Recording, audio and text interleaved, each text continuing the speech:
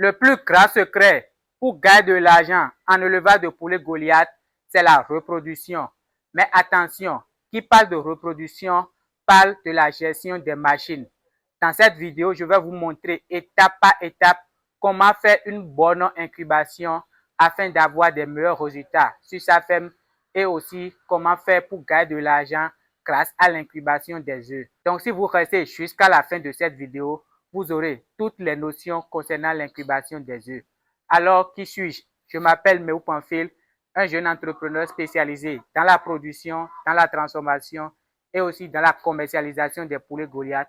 Sur cette chaîne, j'aide les débutants et aussi ceux qui sont déjà dans l'élevage de poulets, mais qui n'arrivent pas à gagner de l'argent grâce à leur activité à travers des astuces et des stratégies simples.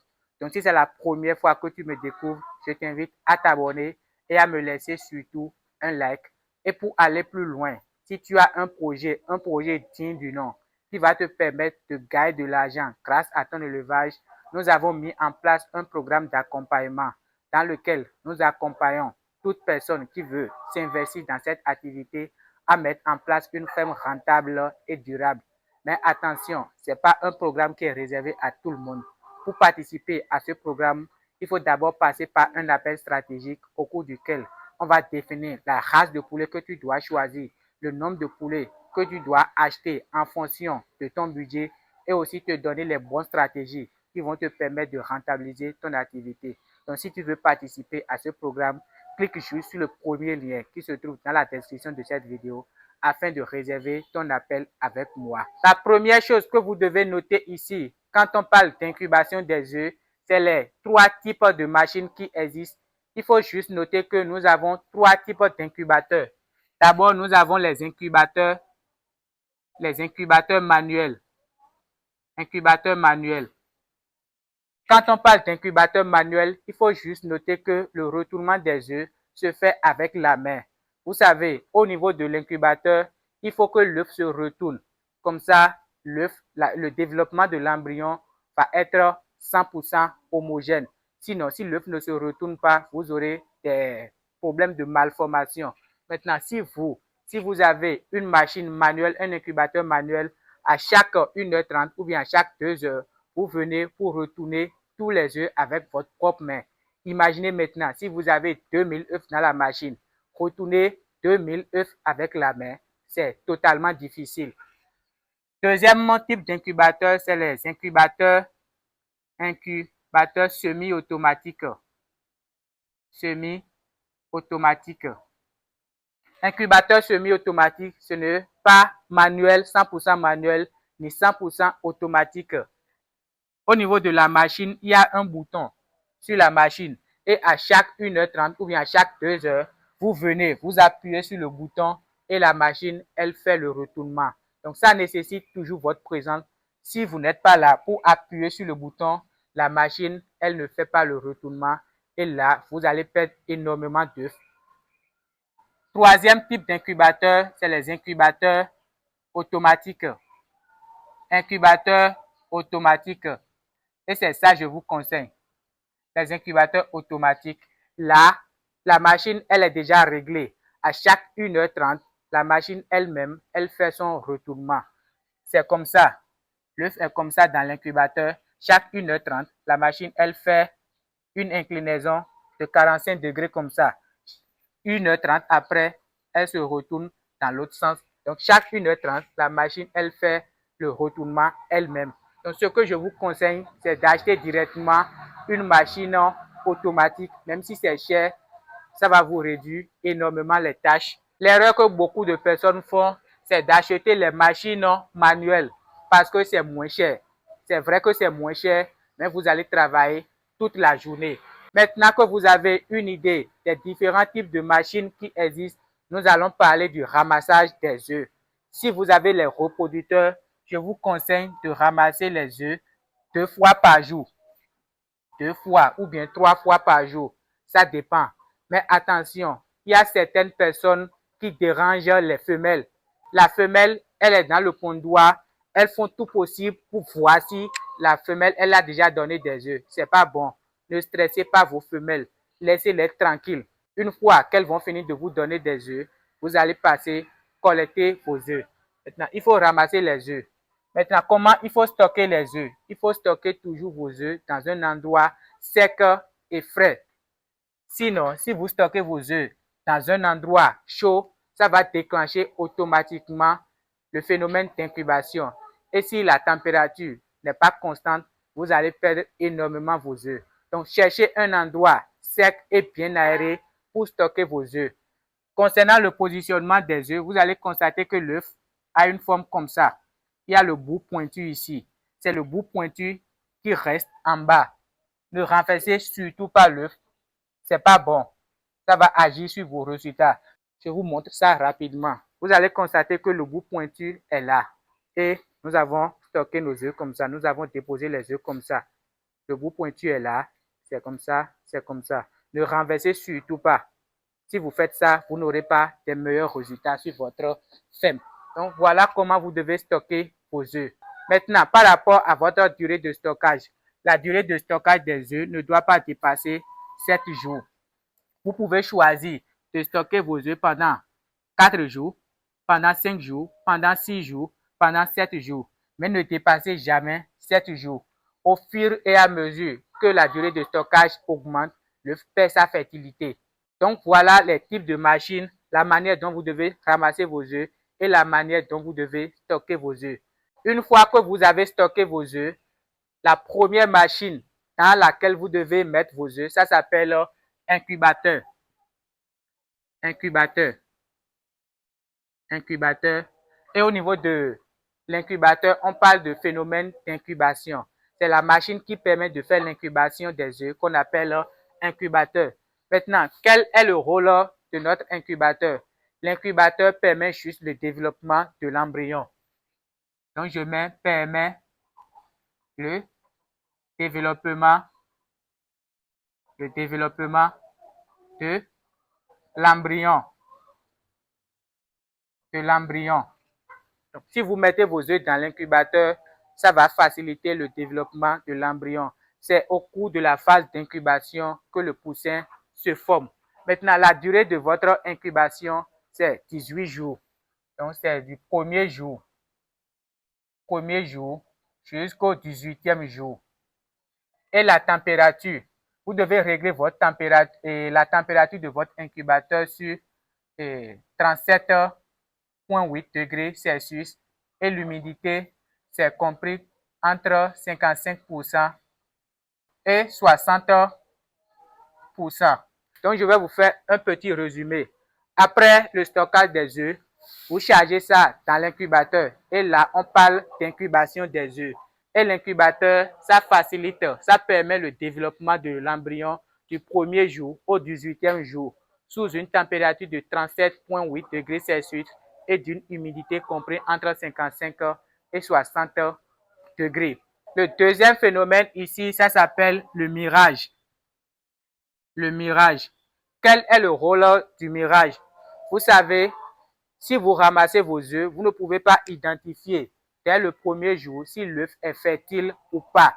Donc, vous devez charger tous les œufs dans l'incubateur et le 10e jour ou bien le 15e jour, vous passez maintenant au mirage. Vérifiez les œufs fertiles et les œufs non fertiles.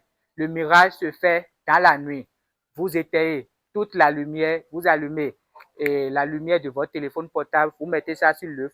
Si l'œuf est fertile, vous allez voir des vaisseaux sanguins dans l'œuf et le poussin bouge dans l'œuf. Ça veut dire que l'œuf là, c'est fertile.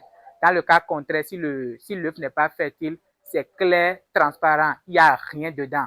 Ça veut dire que l'œuf là n'est pas fertile. Même si vous laissez l'œuf là dans l'incubateur pendant 100 jours, vous n'aurez jamais des poussins. Donc, je vous conseille de faire le mirage. Maintenant, le rôle de mirage, ça permet d'identifier les œufs fertiles. Le mirage permet d'identifier les œufs fertiles.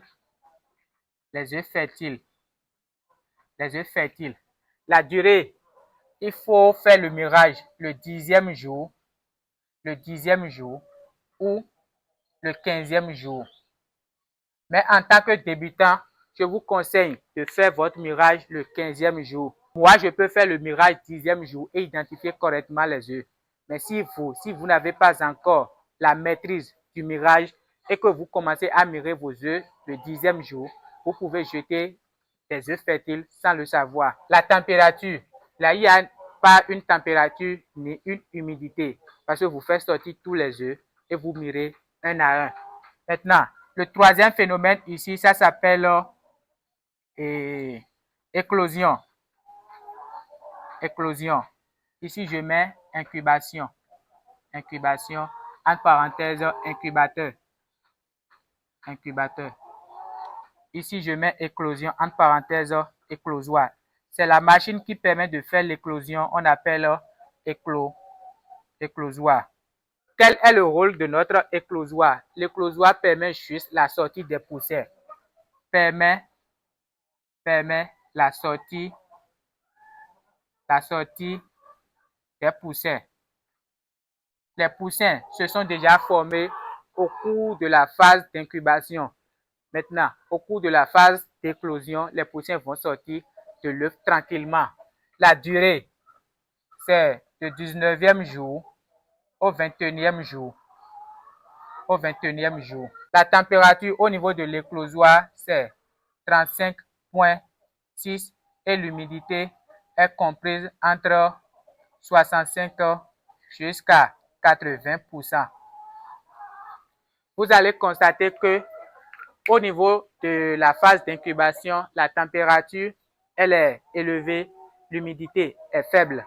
Mais au niveau de notre phase d'éclosion, la température, elle est faible, mais l'humidité est élevée. Pourquoi? Au niveau de la phase d'incubation, les poussins ont besoin de plus de température pour se développer. Mais ici, les poussins ont besoin de moins de température et de plus d'humidité pour casser la coquille et sortir. Donc, c'est pourquoi il y a cette variation. Maintenant, je vais vous faire le résumé. Si vous ramassez vos œufs et que vous les stockez pendant 5 jours, 6 jours ou bien 7 jours, vous prenez tout le lot, vous mettez ça dans l'incubateur. Et là, on parle d'incubation des œufs. L'incubateur permet le développement de l'embryon du 1er jour au 18e jour sous une température de 37,8 et d'une humidité comprise entre 55 et 60%. Le 10e ou bien le 15e jour, vous faites le mûrage pour identifier les œufs fertiles et les œufs non fertiles. Le 19e jour, vous mettez les œufs dans l'éclosoir, ce qui va faciliter la sortie des poussins sous une température de 35,6, ici c'est degrés Celsius, et une humidité comprise entre 65 et 80%. Donc ça, c'est la notion d'incubation. Donc c'est comme ça se passent les choses. Maintenant, concernant la capacité des machines à acheter, c'est simple. Je vais effacer ici. La capacité de votre incubateur, c'est le nombre d'œufs que vous ramassez. Nombre d'œufs ramassés fois votre durée de stockage. Durée de stockage multipliée par 4. Supposons que quelqu'un ramasse 100 œufs par jour. 100 œufs par jour. Et cette personne stocke les œufs pendant 5 jours. 5 jours. Donc, pour connaître la capacité d'incubateur à acheter, cette personne applique juste la formule. Nombre d'œufs ramassés par jour, ça fait 100. Multiplié par durée de stockage, 5 jours. Le tout multiplié par 4. Donc, ce qui fait 100 fois 5, ça fait 500. 500 fois 4, ça fait 2000. Donc, quelqu'un qui ramasse 100 œufs par jour et qui stocke les œufs pendant 5 jours doit acheter un incubateur de capacité 2000. La formule, elle est là. Maintenant, vous allez me demander pourquoi j'ai multiplié tout par 4, le rôle de ce 4-là. Je vais vous expliquer. Supposons que ça représente votre incubateur avec les places. Donc ça, c'est votre incubateur. J0, vous chargez 500 œufs parce que chaque jour, vous ramassez 100 et vous les stockez pendant 5 jours. Donc, au bout de 5 jours, vous aurez 500 œufs. Le J0, vous chargez 500 œufs ici. J5, 5 jours après, vous chargez encore 500 œufs. Maintenant, J10, vous chargez encore 500 œufs. J15, vous chargez encore 500 œufs. Et là, vous venez de remplir votre incubateur parce que ça fait au total 2000 œufs. Il n'y a plus de place pour charger encore le J20. Vous allez encore charger 500 œufs et là, vous allez dire qu'il n'y a plus de place dans l'incubateur. Mais rappelez-vous, les œufs ne passent pas 20 jours ici. Les œufs passent juste 18 jours. Donc, avant de charger les œufs le 20e jour, le lot que vous avez chargé en première position ne sera plus dans votre incubateur, mais plutôt dans votre éclosoir. Et là, vous pouvez encore trouver de la place et commencer à charger les œufs. C'est pourquoi j'ai divisé l'incubateur par 4. Donc, il suffit juste de respecter cette formule pour déterminer la capacité de votre incubateur. Maintenant, concernant la capacité de l'éclosoir à acheter, c'est simple. La formule, c'est, je vais effacer ça là. Capacité de votre éclosoir, c'est le nombre d'œufs que vous ramassez par jour multiplié par votre durée de stockage. On va prendre toujours le même exemple. Si vous ramassez 100 œufs et que vous les stockez pendant 5 jours, ça fait capacité de votre éclosoir. Ça fait 100 multiplié par 5, ce qui fait éclosoir de capacité 500 œufs. Donc ça, c'est la formule à appliquer pour déterminer la capacité des machines. Est-ce que vous avez appris quelque chose grâce à cette vidéo? Si oui, mettez-moi juste oui, j'ai compris. Et si vous n'avez pas compris quelque chose, mettez-moi encore ça dans les commentaires. Je vais prendre mon temps de vous répondre. Là, nous venons de parler d'incubation des œufs. Et si vous avez un projet et que vous souhaitez qu'on vous accompagne, je viens de dire dans l'intro, il y a un lien dans la description pour réserver un appel avec moi afin qu'on discute de votre projet, voir comment nous pouvons vous aider à mettre en place votre thème et à commencer à rentabiliser progressivement votre activité d'élevage. Donc, cliquez directement sur le premier lien qui se trouve dans la description de cette vidéo. Merci beaucoup, abonnez-vous massivement et à tout à l'heure.